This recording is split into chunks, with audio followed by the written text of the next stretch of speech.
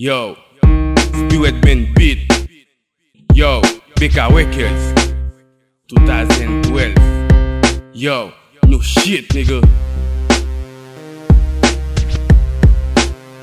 New shit, nigga. Yo, check it. Un pile moun beze kon ki es mwen ye, cause yo pa ka kompran nan. J'aime vire nan blok la, même gen kontrol tout an. An de dan hood la, allez voir pour la ria. Aske la dame, map toujours kon sa. Original root boy, pot parole projet la. Racine mwen profondeur, nan terre.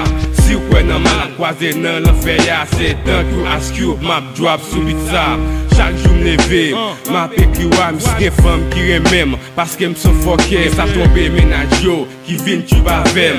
Machi ak tout le, pa genek m'pe. Ou moun mouy deja salmon pa ko ka leve. Yon nek ki betches, pap ka rebel. Motherfucker, dim ki so ka fem. Sou son wenster pa vin fok avem. Mwen men kampe nami, ki gen graffiti. Ou kon sa tre bien, son tok pou la vie. M'la pou m'chanje tisleman fasi Jésus-Christ. Just vive jan ou jwen, de pou pa fè sa ki negatif. Shut the fuck up nigga, what you know about me?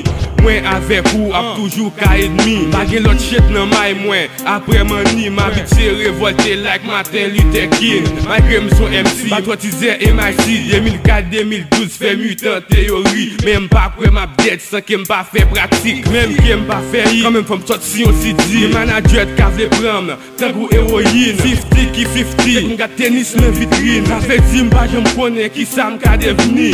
M'jwen respect nan men yon pil neg la ri. Se paske yo wèm so real motherfucking G. Men so fresh, so clean, pa pense ma pekri. Pa jodi, pa deme, te pa m'nan gen pou l'vini.